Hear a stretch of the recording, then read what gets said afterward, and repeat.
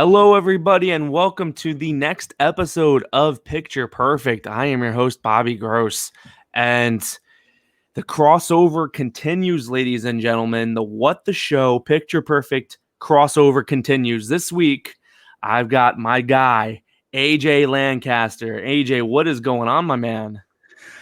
I'm just getting off of a weekend of seeing my number one and two favorite movies of this year. One we're talking about tonight, that's Space Jam: A New Legacy, and another is Pig with Nicolas Cage. I've had an excellent week for cinema. Good week for pigs busy. too.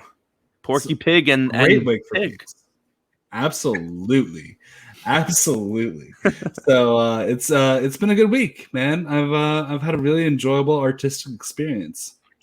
Yeah, I mean, totally like same level of art, Space Jam and Peg, Nicolas Cage and LeBron James. I feel like that's totally equal in all the senses.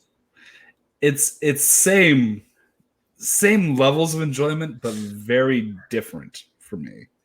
But yeah, how have you been, man? It's been a crazy weekend. Guys, if you didn't know, I was on What the Show last week. That was a bunch of fun. I am so sorry. Don't be. It was a great time. Last week we had Bethany on the show on Picture Perfect, and then the next day my partner made her appearance. I wasn't planning on doing it, but I'm not going to name names, but maybe the person that is my co-host this week kind of goaded me into getting her on camera, and it was a good time. Hey, you go to her. Right now I can't. She's in the shower. It would be kind of awkward if I dragged her out and put her on here. I don't think this isn't going under YouTube Kids, but still, I don't want to take the chance, you know. But AJ, tell me. I mean, listen, I think everybody should have watched What the Show last week, but in a couple of sentences, what is What the Show all about? What the Show is, it's somewhat entertainment news. It's I thought you were going to say somewhat entertaining. That's also true. Yeah. It's absolute chaos. We have our Streamlabs open all the time, but we donate everything to charity. And so far, we're nearing like $3,000 to charity so far this year. That's amazing. Congratulations. And it's bullshit, and it's fun, and we will have anybody on and talk to them for the most part. And clearly, you had me on last week, so you'll have anybody on. We goof around, and I hope that everybody who catches it tolerates us. And if they don't tolerate us, then let us know in our comments, please. Or send in a Streamlabs telling about how they hate you so much. I mean, I'll take it. I'll donate it to charity. From what I heard from Mike, I think we set a new Streamlabs record last week when I was on the show. I mean, it just kept pouring in. Yeah. Yep. So far for the month of July, we've raised $3,000 for charity for the year. So far for July, we are at 0, but that can be a whole new thing. It doesn't matter. We're giving off, and when we can do good, we do good. And that's what matters. Yeah. So, yeah, What the Show is amazing, and it's one of my favorite passion projects I've ever had. And this is coming from a guy who, right before we started recording, you went up and did a 15-minute set of the Yuck Yucks. Yeah, I perform on stage. It's my favorite passion. I do stand-up comedy. I've done slam poetry. That's actually where most people in my hometown of Omaha, Nebraska, that's where they know me, is slam poetry. Play guitar. I love creating art, and I love experiencing art. And this podcast sphere has been a new way of just feeling that experience and reciprocating and creating new artistic community. So loving it. I mean, for the YouTube people, I mean, you look at AJ's hat. I mean, that just screams artist. I don't know if there's any other hat that says that as loud as the hat that you're wearing right now, AJ. I love it though. I wish I could pull that hat off. I'm a man of many hats and very little hair. Oh, believe me, look at this hairline. Bruv? Beautiful. Bruv? Yeah. We are soon to be bald brothers, so I appreciate it. It's been like this for me since 19. So oh my god, that's deal rough. with it. That's rough. Well, Yeah. you pull it off well, AJ, and you pull off a hat like nobody's business. But so the way we start every episode, we just talk about what we've been watching in the past week. You mentioned Pig. Do you want to talk about that at all, AJ? What's Pig all about? So when we go into Space Jam, I'm gonna have some crazy Space Jam thoughts. But Pig, I saw very straightforward, and as most people should. This is one of the most beautiful small independent dramas I've seen in years. Wow. And the further I'm removed from seeing this in theaters, I think this is Nicolas Cage's best performance of all time. Whoa. I walked out thinking, is this tied for Leaving Las Vegas for me? The more I think about it, I think it's better for his performance personally. Wow. It's a deeply touching, emotionally cathartic movie. It is the exact opposite of Space Jam 2 because it's very quiet. It's very introspective. It gives you time to think. This is a really unique theatrical experience because it's like you want to like use the recliner option if you have it in your theater, and you want to take it in, and you take in emotions and beautiful nature scenes. It's almost shot like an Ang Lee drama in the way of like a Brokeback Mountain or Pride and Prejudice, and the performances are wow. Yeah. Wow. I still, there are scenes in this movie that I can't think about a day later without tearing up. I hope it's remembered during the Oscar season because it came out in July. But I could see Adam Arkin nominated for supported, and I could see Nicolas Cage nominated for lead for the Oscars for this movie. It's amazing.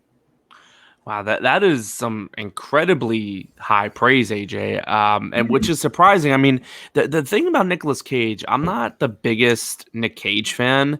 I just never, I just never really connected to his movies. Like growing up as a kid, the biggest one that my generation was taken in by was National Treasure, and I kind of missed that boat. And I've recently rewatched it. And that is not a good movie. So it's fine. It's just it's dated, and I mean this isn't National Treasure review, but I don't enjoy it. I mean I love his performance in Raising Arizona, but it seems like he had that tax stuff going on, and he's been in a lot of straight to streaming and video movies. So it seems like this is the first buzz-worthy Nick Cage film since like Joe, I would say. Like it just I mean, I'd say that Joe, Mandy, Color Out of Space are right, yeah, those movies, like unironically great performances. And then Willy's Wonderland is a theme park ride of a movie that is also very worth watching.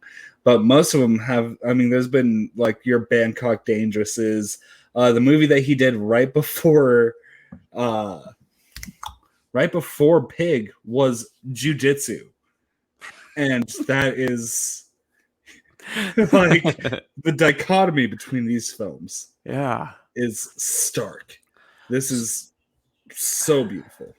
I mean, he clearly still has it in him, and you got to wonder, like I think studios have to be, I'm not saying all the time, but they have to have been like offering him something, right? Like Mhm. the biggest studio role he's taken in like the last 10 years was what, like Kick-Ass? Like I feel like he doesn't really do the mainstream movie anymore. Spider-Man Noir. Yeah, voice Yeah. acting. Yeah. But yeah, this is Nicolas Cage as a master of his craft, and that's going to be my new soapbox is just telling everybody to see Pig. I love it though, because it seems like every week I'm promoting some kind of independent artsy fartsy movie. And I'm glad that I have you on the show, AJ, to finally take that mantle from me. So I do appreciate it. Thank you. I'm Uh, glad to have it. but it's in theaters. So I actually was there's such a bunch of movies out right now that I want to see. I want to see that one. The Anthony Bourdain documentary Oh yeah. that just came out. I honestly, I'm not very familiar with his shows or anything like that, but I've heard incredible things about the doc.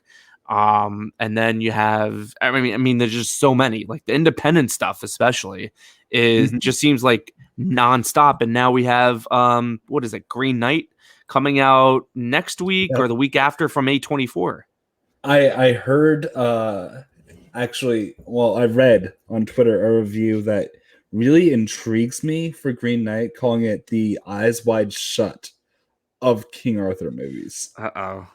I don't know if I like that. Um, I don't really like Eyes Wide Shut. I'll be there day one. Oh yeah, I'll definitely check it out. I mean, Dev Patel is my dude. Yeah.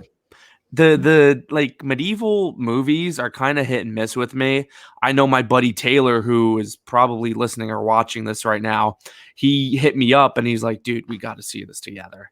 I'm down for it. I just don't like. I don't. He's a medieval movie kind of guy. I'm like, you know what? You got to give me something. The King Arthur movie with Charlie Hunnam was just Oh yeah, nonsense. Like that that was was like the big like last medieval movie, I would say, unless I'm forgetting one. there's Robin Hood with what's his face? Is the Russell Crowe one? Ridley No, Scott? no. I Kevin was thinking about Costner. Taron Egerton. Robin yep, Hood, Prince of yep, Thieves or Taron whatever the Egerton. hell. Prince of Thieves was the Costner one, but Oh, yeah, the Taron Egerton Robin Hood. That's right. Tried to be fucking Dark Knight. Jamie Am I Foxx allowed too, to right? curse? Am I allowed to curse? Why not? Sure. Okay, You're sweet. good. I just have to wait until I drop the F-bomb before I ask. It's better to ask for forgiveness than permission. That's what I always have to say. Absolutely. And that's my views on tonight's topic. Yeah. AJ, anything else you've been watching? Any other movie or TV show you're into? Atypical is amazing. It just did its fourth and final season on Netflix. It's this awesome series about an autistic teen trying to find his way in the world and a family drama that surrounds it. That's a great one. And other than that, just waiting for Ted Lasso. And Everybody is going to be living in the movie theater until God knows when, because everything's coming out. So, dude, it's crazy. Yeah. Between the movies and TV, like what was it? There's that new McCartney limited series on Hulu that I want to check out. That I've heard unbelievable things about that.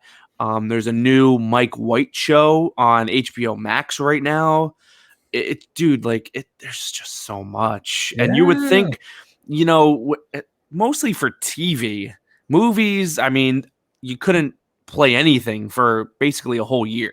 So I understand where all these movies are coming from, but it's incredible to see how many shows are still being produced.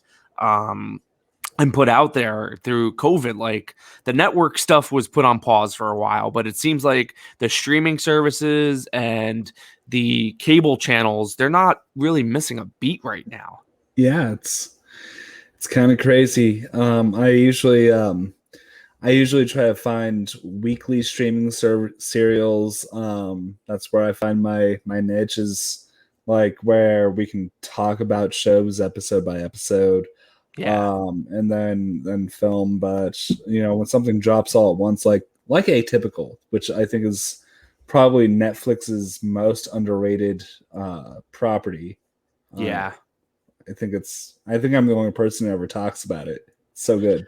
I think I watched a few episodes, and it's one of those shows that I totally good. It's just I don't know if I would dedicate the time to watch 4 seasons of it because there's just so much. Like unless I really love something, I'm probably not going to stick with it just because I know that there's always something else I could be watching instead. Well, my least favorite thing in the world is when somebody says, just get through the first season and then it gets really good. You want 12 hours of my time? That's rough. I can understand like 2 or 3 episodes, but even with like Parks and Rec, right? Everybody says, "Oh, that first season, don't blah blah blah."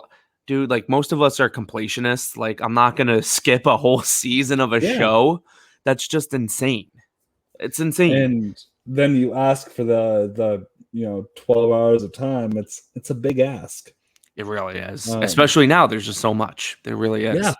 But one of my comedies on Netflix just came back. Never Have I Ever. Have you checked that one out? I've heard of it. It's a really. Allie and I just watched the first episode of the new season, but that just dropped on Friday, I want to say. And that's the Mindy Kaling show. She's like the whole showrunner or writer, producer. She does all that. It's a really charming show. Like it definitely has that NBC comedy feel to it, which I enjoy. But yeah, I'm one episode into that. We're just about to finish Girls 5 Eva finally on Peacock. That one, you haven't even heard about that one? No. Oh my AJ, where have you been, man? There's been so much buzz on it, Girls 5 Eva. I've been watching Space Jam 2, A New Legacy, over and over and over again. All weekend. Yes. Especially now it's on HBO Max. You can just restart, finish, restart again. You gotta love it. Yeah. Another streaming movie that I did watch, though, I mentioned the first one a couple weeks ago that I watched. I finally got around to watching the second of the Fear Street trilogy movies, Fear Street 1978, which I liked the first one. I'm not a horror guy, so this seems like if you're a huge horror fan, you're probably like really digging these movies more than I am. Because I just feel like I understand they're taking the cliches and kind of putting a twist on it. But this one, especially 1978, it was just like super. Just I knew everything that was going to happen until the third act. The third act is just wild. Both the first 2 of the Fear Streets, the third acts just go in a crazy, crazy place. See, I'm a huge horror fan, and I've missed these so far. I've missed them. So. Even if because I didn't love this one, I thought it was fine. It was a bit of a slog to get through until it finally starts going in that last 25 minutes. But I just really dig what Netflix did here, releasing 3 movies in the same franchise in 3 weeks. And apparently, from what I was hearing also, I don't know if it was Netflix originally had the rights to this or maybe they bought these movies from somebody, but I was hearing that they were supposed to each movie was going to be released in 3 months. So for one movie would get released, a month would go by, the second one, a month would go by, and then the third one, which I'm just like, there's just so much sameness in distribution among movies and television right now. I just really kind of dig this strategy of releasing these in 3 weeks. Yeah, it seems kind of like it could build in a way that it staggers the shock of media, like when you get a Netflix drop of all of Stranger Things, but still makes it feel like you're getting a lot at once. And Um, I mean, it happens all the time with television, right? Between episodes, you wait a week. And then the streaming kind of upended that. And it seems like it's starting to come back around with the Disney Plus shows and certain other streaming services doing that. But Netflix really, I mean, it's pretty much a dump of the content and that's it, unless it's like a reality show that they kind of do weekly or one of their talk shows that they used to do, which was weekly. But to do like a feature movie, and these are like almost 2 hours each. So it's not like this is a 70-minute movie. These are feature length movies that are yeah. just being dropped in 3 weeks. I kind of find that fascinating. Well, and like Netflix and any sort of release strategy, I haven't seen it since Between on Netflix. I think it was a 2015 show. Jeanette McCurdy. Where it's about the kids who got like quarantined into a space and everybody over 21 died. That was like a really minor thing, but they tried to do a weekly release thing at one point, and it didn't work out for them. So I think that this might be like them testing the waters for maybe trying that, because you get the reactions that say an Invincible gets, or Disney Plus Marvel shows get, or Mando, or whatever. It's kind of cool.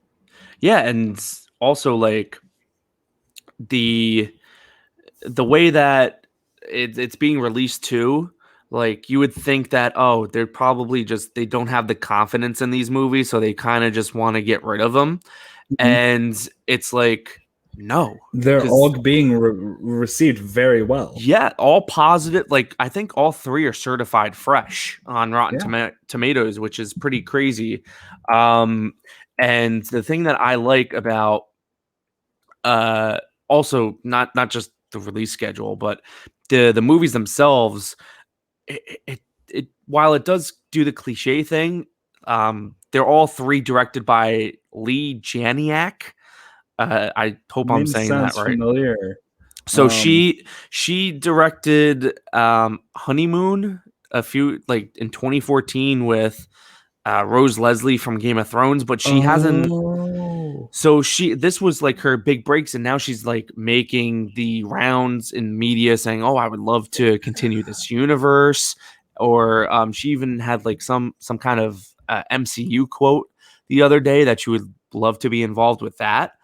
Um, so I think that she did something really special, even if I don't particularly like dig these movies as much as other people. I feel like just the it's quality stuff. Like it's well directed. you You can't you knock see that. like it's shot well and cues are Absolutely. hit, that kind of thing. And it's Awesome. super brutal. Like these are R.L. Stein books, which I didn't read. I was a Goosebumps guy. Yeah. But from what Um, I didn't they mean, I don't. predate Goosebumps? I want to say Fear Street was like 80s. Did it? I want to say that Fear Street was in the 80s. That makes sense because these are not kids movies. Like this is Yeah. like straight up R-rated movies. There's nudity. Like they do not shy Yeah. away from the 1989. violence. There you go. Yeah. So this kind of, I guess, got him his start. But boy, those Goosebumps books were, man. Like I don't know about you, but those were like a staple in my childhood. Yeah. But I'm gonna step aside for a second, just 1 second here. I'm gonna be right back. Right. All good, all good. So I'm just gonna stall, and so next week, I guess we'll just talk about what's going on with next week's show. We're going to be reviewing the M. Night Shyamalan movie Old. I'm super pumped about that.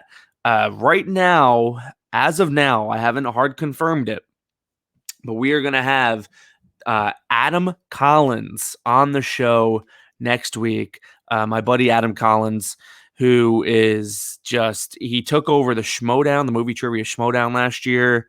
He went undefeated. He made this big run in the Schmodown, and he won the singles belt last year. And me and Adam go back to like a live event in New York from a few years ago. So we're going to be talking about that. We're going to talk about Old. We might even throw in a review of Snake Eyes. Snake Eyes, which is the newest G.I. Joe movie, but it's a spin-off. I kind of dig what those trailers are doing. I don't know how the reviews are coming out, but it looks pretty interesting enough. I'm not sure if we're going to review that in the show or if I'll just bring it up on what I've been watching if I do decide to check it out in theaters. But for this week, we've got Space Jam: A New Legacy. And this is a sequel to the 1990s movie Space Jam. AJ is back. We're all set. Hi there. So we're just talking about the intro to Space Jam. And I don't know what your relationship is to the original, AJ. Why don't you tell me about that? So Space Jam came out in 96, correct? It came out, I want to say it was 95. Was it 95? I'll look it up. 96. So- You're right. Why do I doubt you, AJ? The following year, I had my first grade birthday, so seventh birthday party was a Space Jam theme. We bought all the merchandise. It was I absolutely loved it as a kid. I had a Bulls pullover starter hoodie. Love it.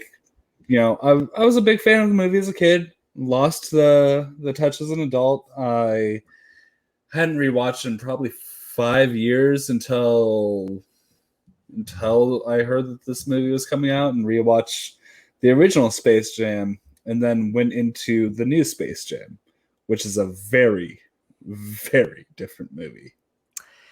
Almost a little bit too different. Like when I think of a Space Jam sequel, like when this was first kind of put out into the ether, because this has been in the works for a while. I feel like we've been hearing about a Space Jam sequel for forever.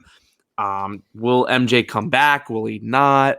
What basketball player do we have in the MJ role? I was kind of figuring that this one, I mean, although the subtitle is like A New Legacy, so maybe that would have seemed like, oh, this is going to be a different movie from the original. I was kind of like expecting more tie-ins to the original.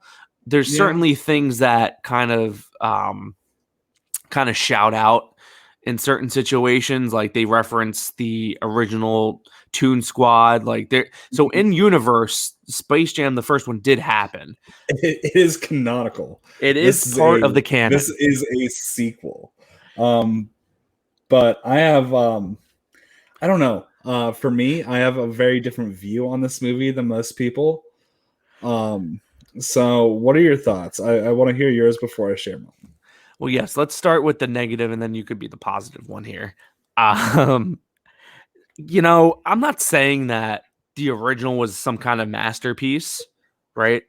Because in reality, it's decent, it's okay. But because, there's my generation and maybe even like the later part of the generation before me that kind of grew up with this movie, we have a nostalgia for it.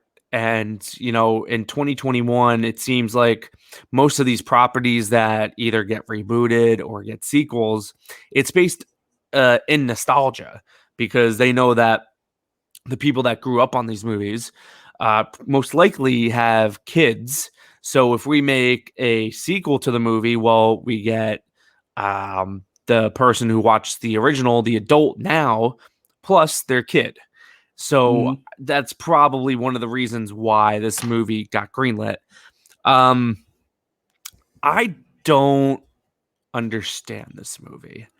It is hard to wrap my brain around, and I think you figured this out. I think you cracked the code because you have a certain take on this that we're going to get into.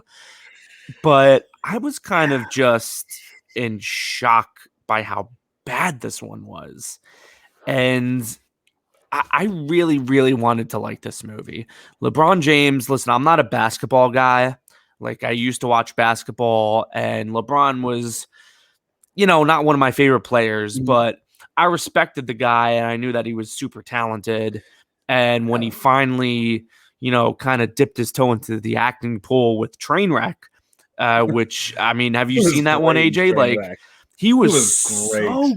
so good in Trainwreck. Like I was like, dude, is this the guy? Like, is he gonna actually have a future in acting like a lot of these pro wrestlers do?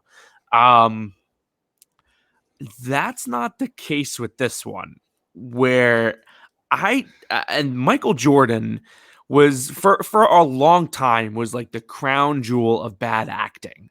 Like he is not good in the original one. I don't know what he is doing in that movie, but at the same time, it's unintentionally funny.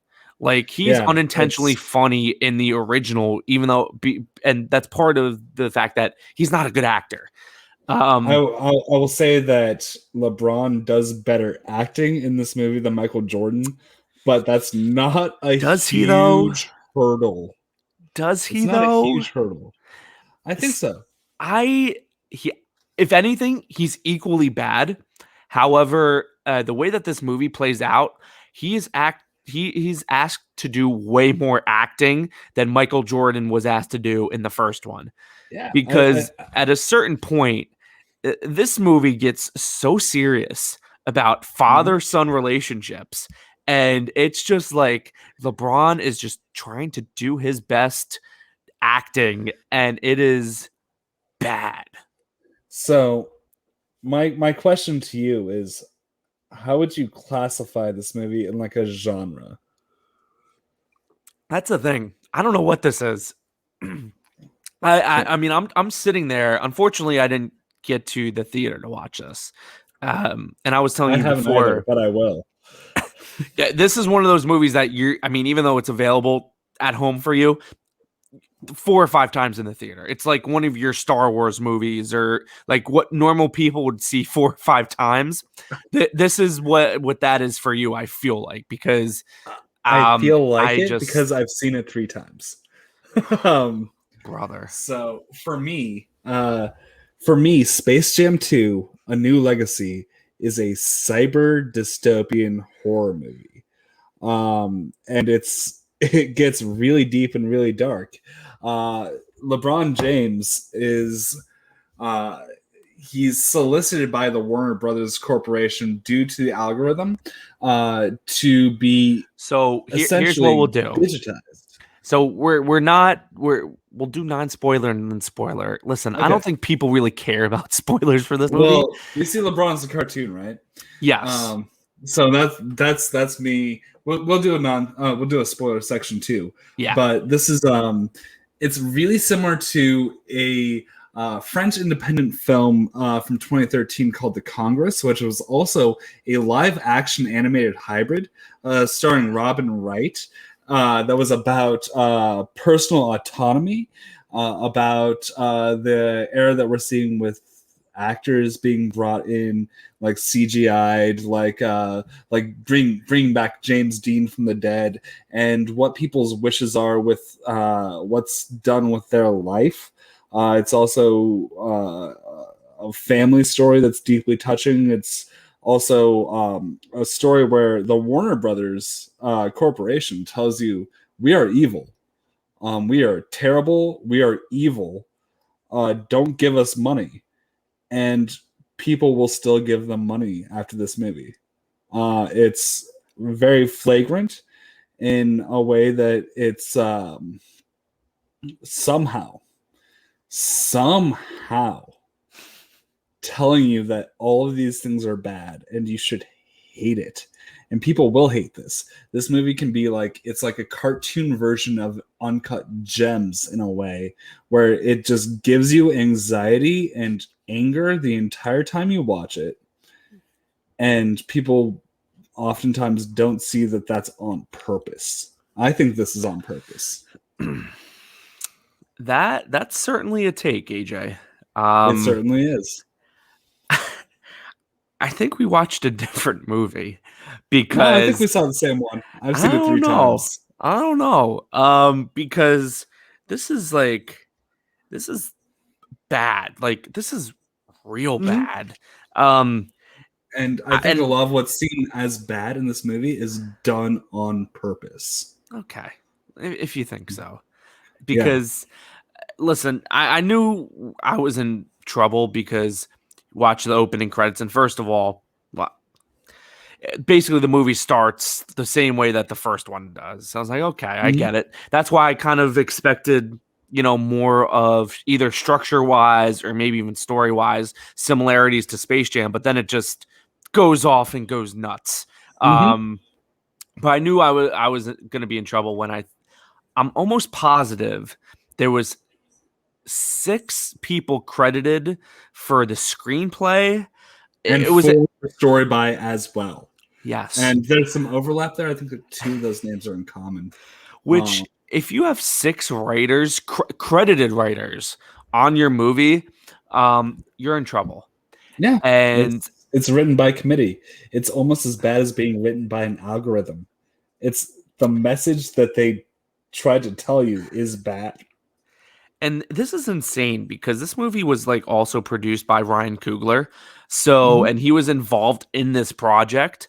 I gotta wonder, like, what happened here, because they also, I was reading before, they replaced the original director 4 days into shooting this movie.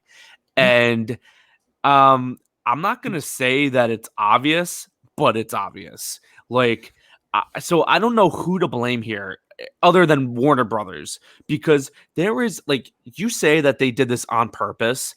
I think that they're just incompetent with how they handled this movie, because I mean they basically, the whole 50 minutes of this movie is a commercial for Warner Brothers.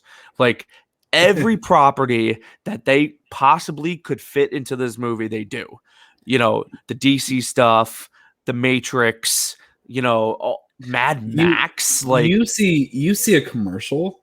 I see this company saying, we have all of these things you love, which you can see that as a commercial, right?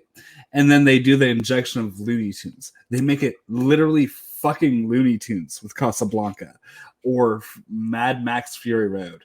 And then they say, we'll do this if it makes us money. We'll do this to the things that you love. And they are literally threatening you as a part of the script. This is intentional. And if it's not intentional, then maybe it's as bad as people say it is. If it's intentional, though, this movie's brilliant. But AJ, I don't think it's intentional. I really don't.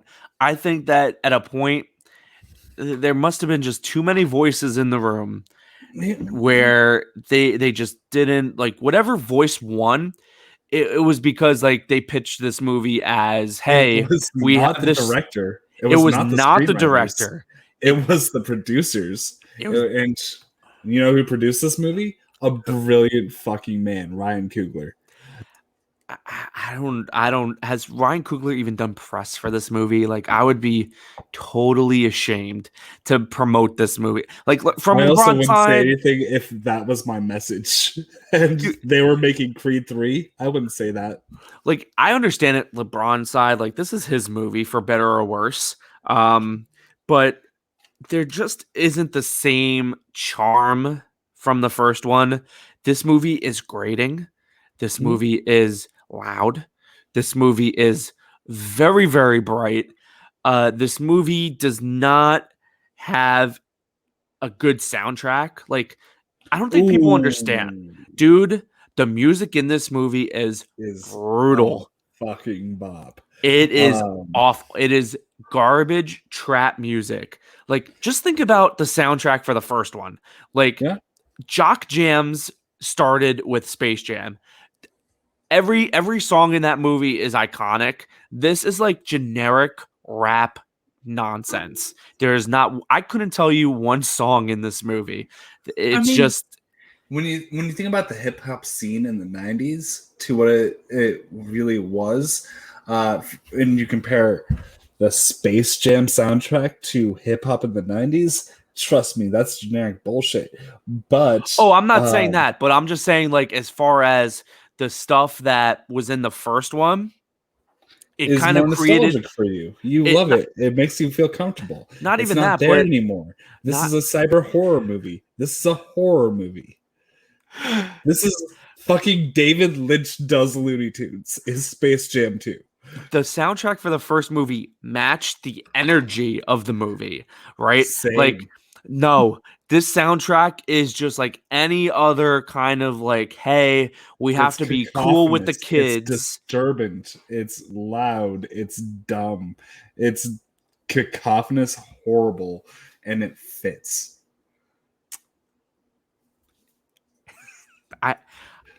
For the first time on the show, I'm kind of speechless.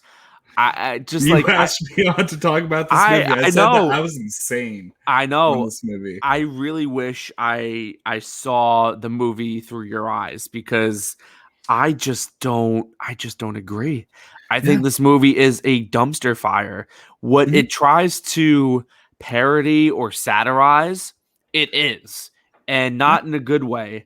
Like, there's ways in which you can satirize something while also being tongue-in-cheek with actually doing it. This one does not try to be tongue-in-cheek with how it plays, it satirizes anything. It's literally so bold and so grating. Like, I'll say this. Let me say a couple positives. First of all, Don Cheadle knows exactly what kind of movie he is in. He is chewing up the scenery. I loved every minute that he was on screen because he knew how dumb this movie was. I'll counterpoint that and say that he understood what this movie was to me, or he understood what this movie was to you. He knew that he was creating himself as one of the greatest mustache twirling villains of all time, or he knew that he was making a dumb movie, and it could be either one. I tend to lean with he knew this was a dumb movie. It is, but at a certain point, I think you AJ, have the majority opinion. I know. That's do. why I'm just completely fascinated with your point of view, because I just don't get it. I really don't. Yeah, but well, I mean, listen, Don Cheadle is really good. I did enjoy when the Looney Tunes were the Looney Tunes, specifically in like the second half of the ending basketball game. Because other than that, like, they were just a vessel to promote other Warner Brothers properties. Like, in the first one, like, yeah, they had the little Pulp Fiction moment and everything like that. So they did reference other movies, but that's not what the characters were. It seemed like, the characters were just trying to give off like a Batman vibe or Superman vibe. Like, they're, like you mentioned before, like they go into these other movies and they're playing different characters. It's like, that's not what Looney Tunes comedy is. Like, it's certainly it's always been subversive, and it's definitely been subversive, but I never felt like it's not Animaniacs. Like, it's not meant to, it's not Fingerprints. It's not like put Bugs Bunny as Harry Potter or something like that. Like, that's not what it is. But when they actually are the Looney Tunes, it's a lot of fun, and it definitely brought me back to the original Space Jam when everybody in the tunes were just having a good time. But it's just not there enough in this movie for me. So, can we agree on this? That the MVP tune in the movie, for your perspective and my perspective, is Wile E. Coyote. Wasn't bad. I felt what Bugs just felt off to me though. Like, and the voice was different, but just in like character wise, it was just kind of off. Bugs knew what movie he was in. They hired Bugs Bunny, and Bugs Bunny was like, "Listen, I don't like this picture, but I'll play it how you want it." So, just smoking in his cig. So, can I relate the independent movie that I was talking about earlier to my opinion? Sure. Like, listen, we're gonna lose the audience anyway, so you might as well. Oh, we absolutely will. So the Congress, out of all the movies to go on your soapbox about, like, this is the one. I appreciate it.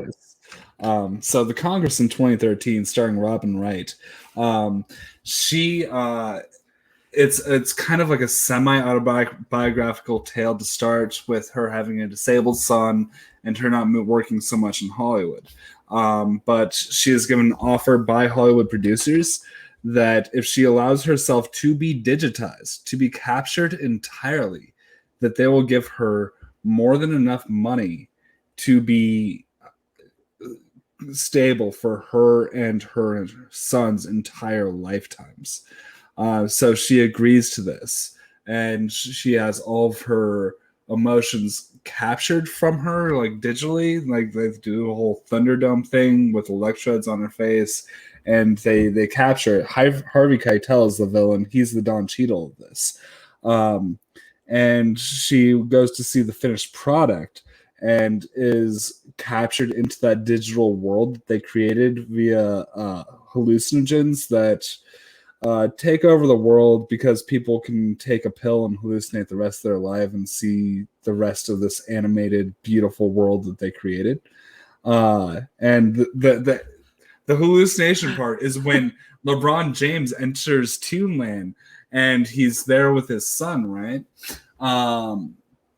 So it's this thing where she fights her way out of corporate control to find her family again and find love with her son again, in a very similar way that LeBron James finds the love of his son and learns to communicate with him.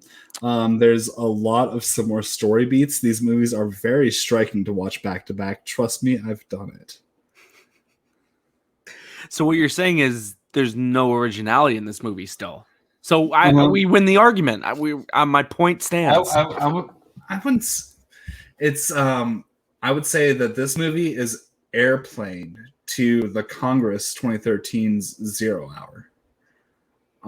It's a parody and in some ways a better version of a gripping, powerful film.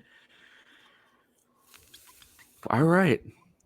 I'm speechless, AJ. I mean, I don't think delete this. I feel like even though you talked about this with Mike Deacon last night, I think like this is your hill to die on.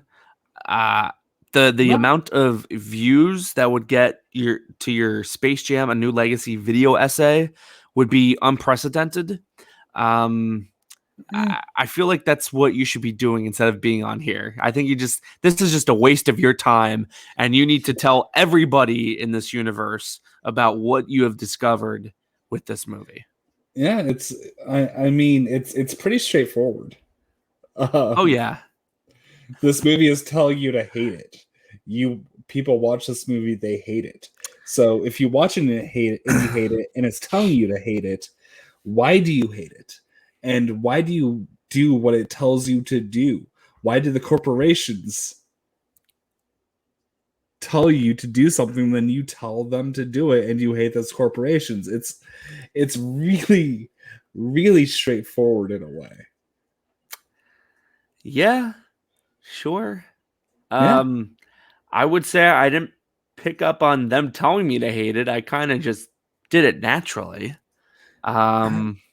It's kind of like the Simpsons episode where they do the join the Navy backwards. It's really obvious subliminal message. Okay. That we're evil, you should hate us, but you're going to give us money. That's Warner Brothers. That's every corporation. Well, they didn't get my money because I watched it at home. I'm already paying for HBO Max, so I'm not necessarily paying for Space Jam. I'm paying for are you Warrior. So you hate this movie, right? Oh yeah. You hate this movie. Yeah. Do you hate this movie so much that you will cancel HBO Max? No, but also exactly. They're already getting your money. They don't fucking care. Well, AJ, let's get into spoilers. I think we already got into spoilers. Well, I got a few things to say. So speaking of messaging, and I mean, you saw your movie from 2013 in this movie. What I saw was Hook. I feel like they took a lot of inspiration from Hook. It's kind of Hook-like too, yeah, because like Don Cheadle and like I'm gonna make your kid love me and then fight you, yeah. So I mean that's a majority of the second and third act there.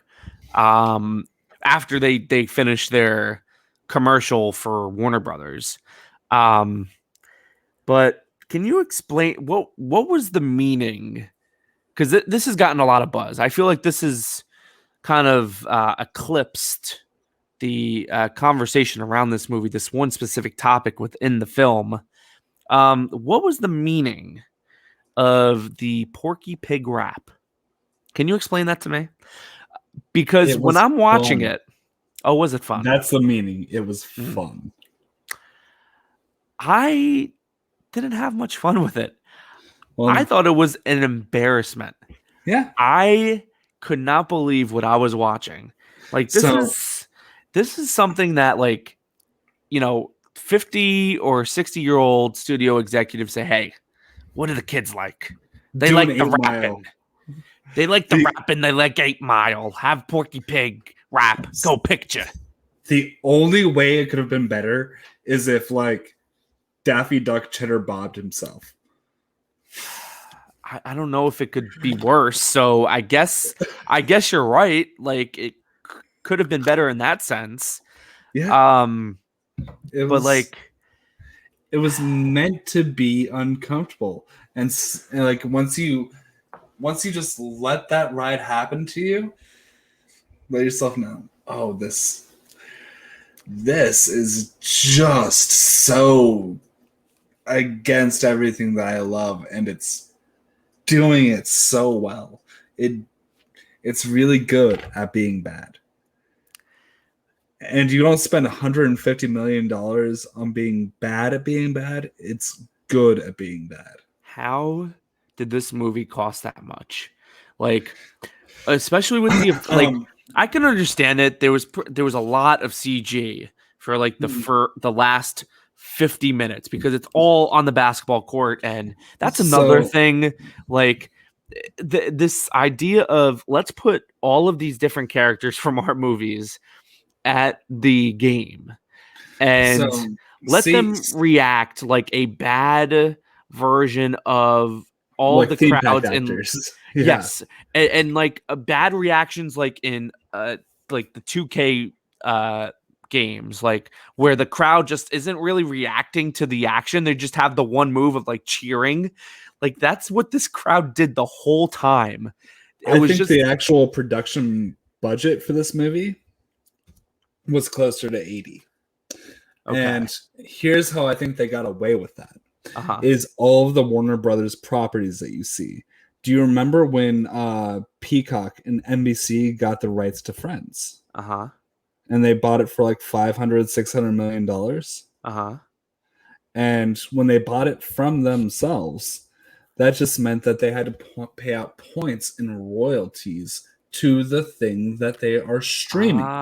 So when I think they probably paid out maybe $25-30 million in royalties for what they got to claim as $75 million of their production budget because they featured every fucking Warner Brothers property known to man.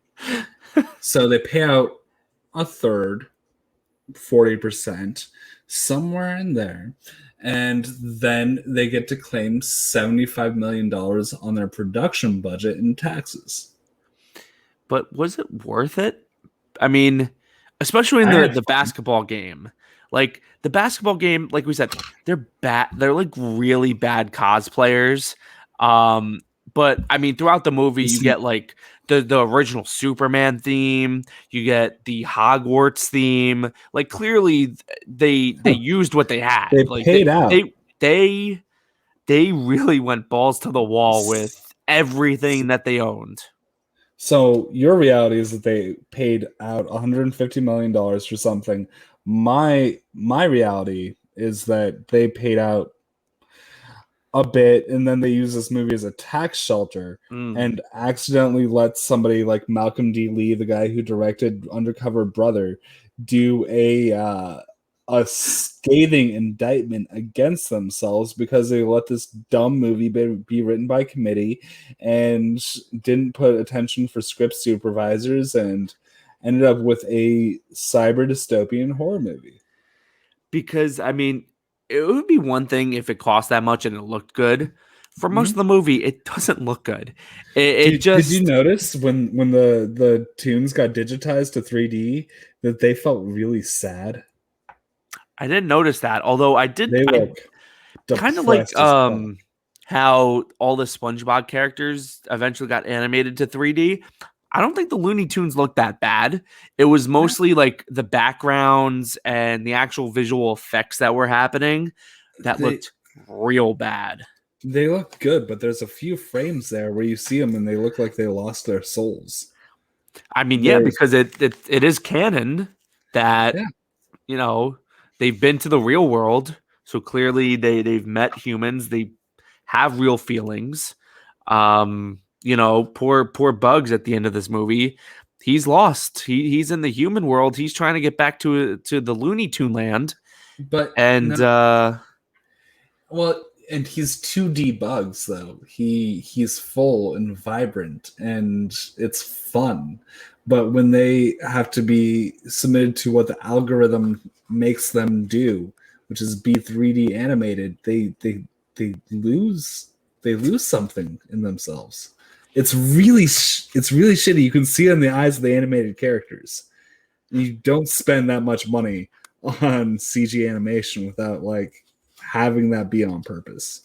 well, clearly, I mean that's just part of the genius of this movie is that the animators felt they understood what the pain and the suffering of these characters would be like if they just were completely transformed into these 3D abominations. Yeah. So yeah, definitely definitely genius. Definitely a creative decision that paid off. Accidentally. It's like the kind of thing that you think that like an intern would slip in. And maybe it is, but By the way, so LeBron doesn't appreciate his kid making this video game and everything like that. I'm kind of on LeBron's side. Like all this kid did was make NBA Street. So have you ever played NBA Street? It's I amazing. absolutely have, and that's not. I mean, listen, we are not going to And- debate the greatness of NBA Street on this Oh podcast. no, because we agree. But when was the 100%. last time? When was the last time you played NBA Street? It's been a while, but I mean, listen, style points and just like this ridiculous version of the game of basketball. It's literally, like I would be unimpressed too. I'm like, kid, I played this when I was your age. Like, what are you doing here? Get like practice your free throws or something.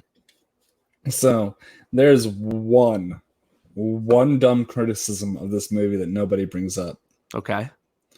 So when Braun is in that opening credit scene, or that opening basketball scene when he's a kid, what year does that take place in?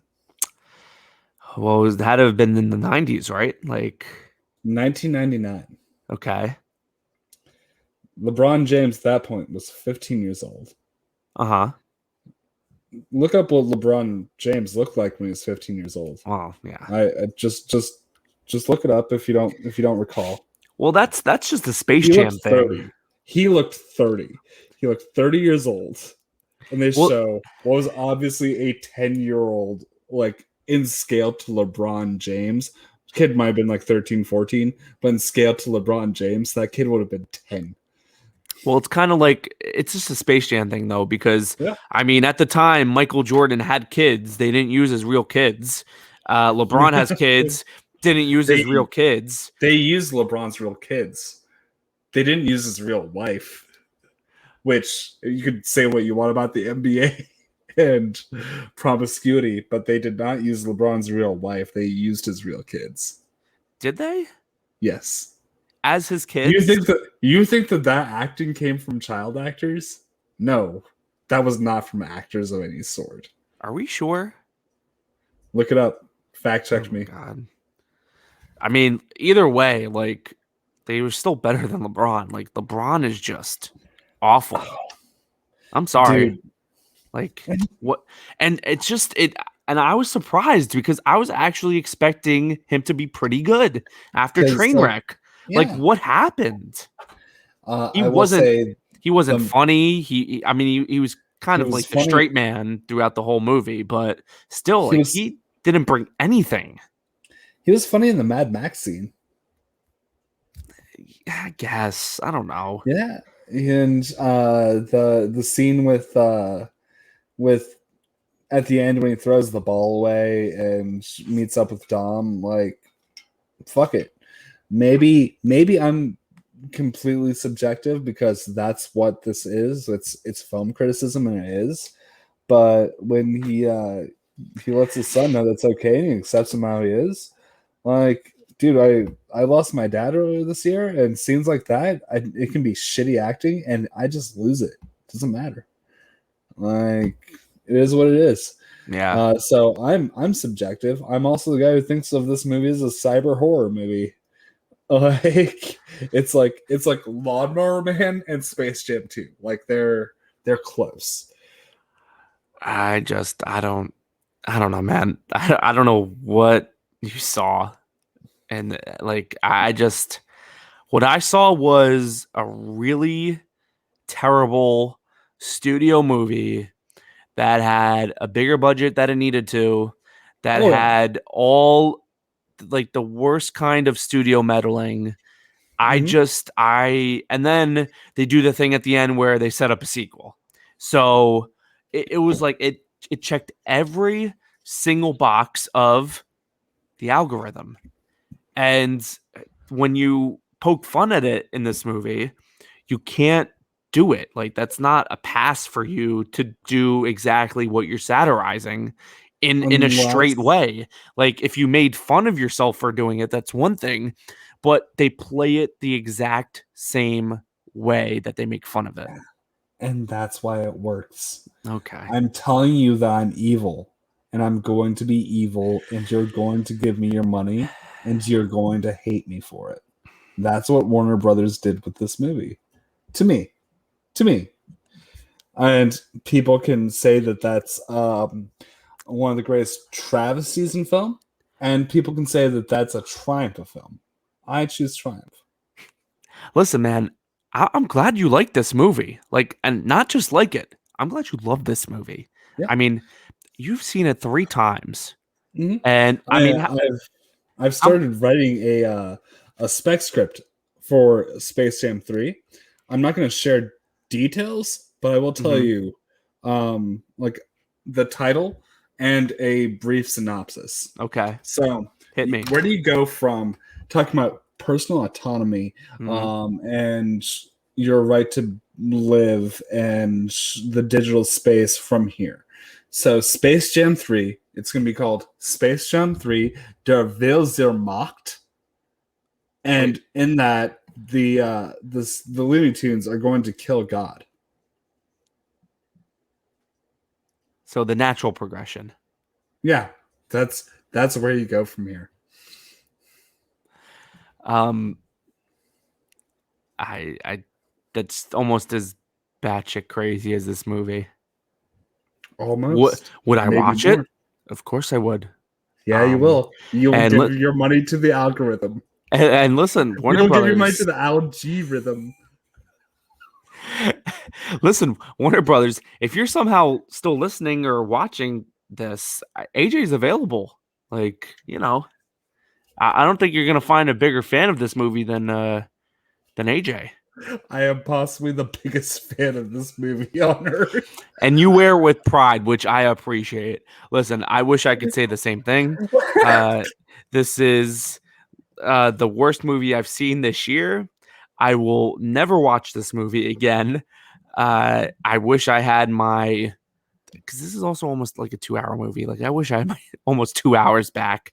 Um, 155 minutes, 48 seconds, including credits. it just it went wrong for Space Jam: A New Legacy. Yeah. But listen, now, whoever's listening or watching this, please, I would really be interested to hear from you guys if you watch this movie for the first time with AJ's interpretation of the film. And please let us know if this kind of just woke you up like it did AJ. Like, I feel like he's just a new man after watching this and Pig.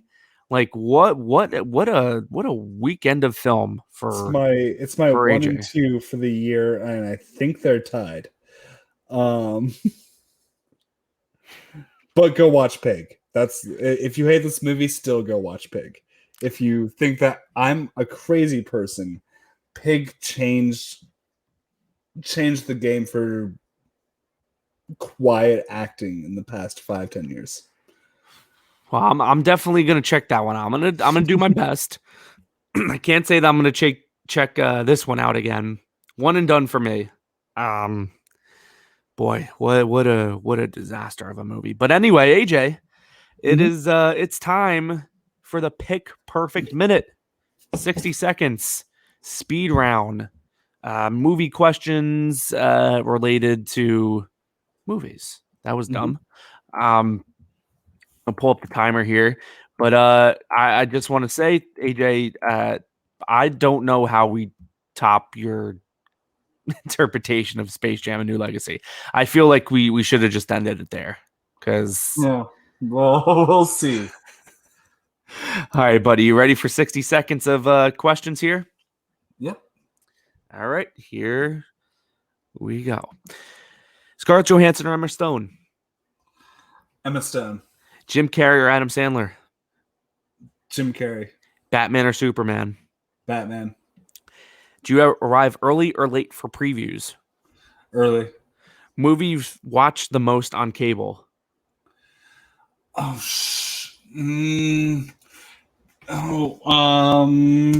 Uh-oh. He's struggling. Man on the Moon. Oh, I love that movie. Movie you've watched, no, I said that already. Ever snuck into a movie? Yes.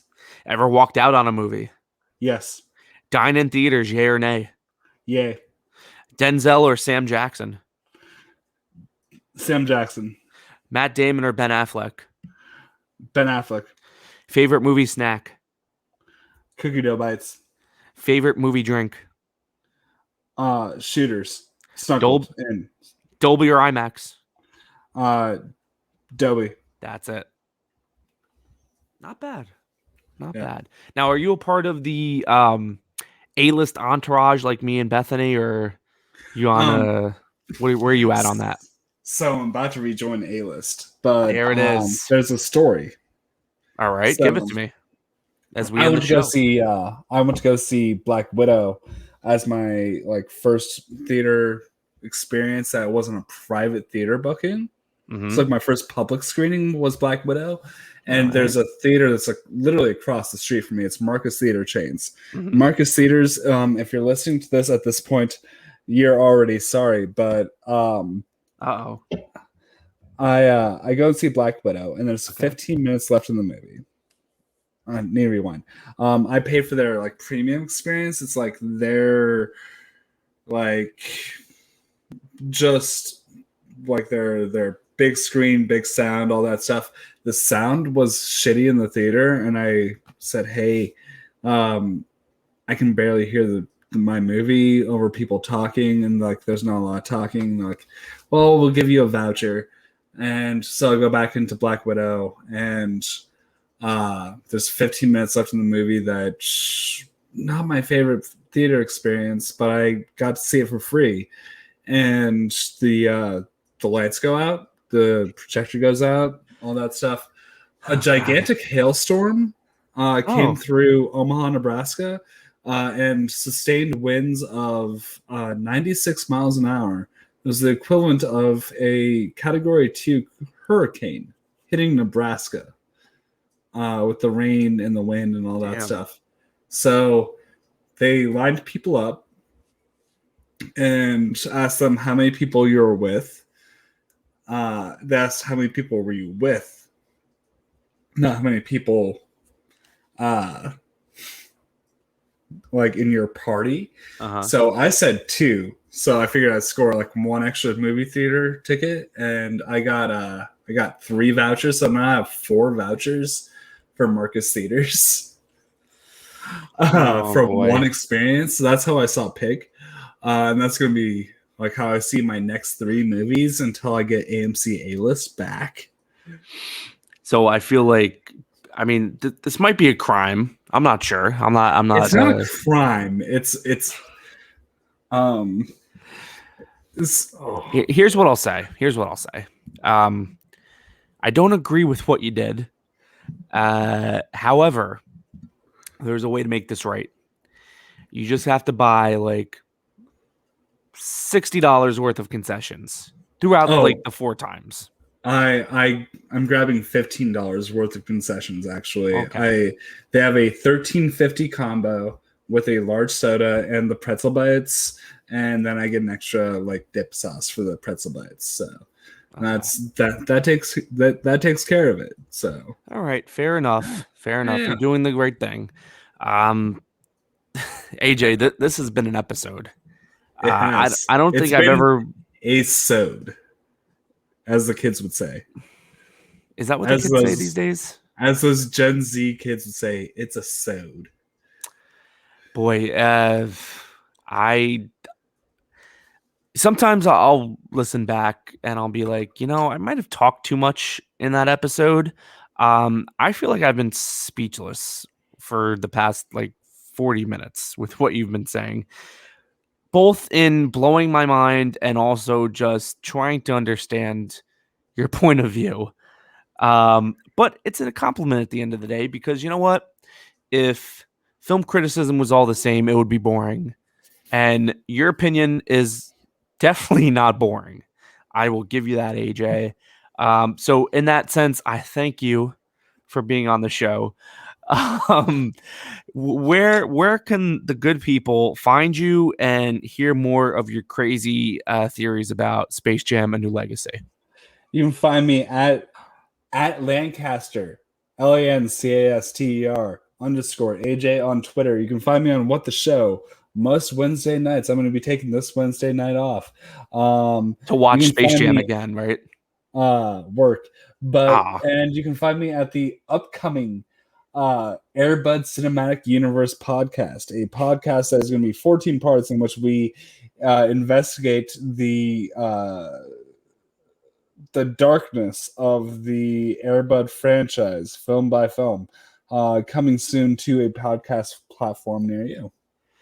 That sounds incredible, AJ. And if you bring even a fraction of your enthusiasm and theory to that podcast series, I think it's going to be a big hit.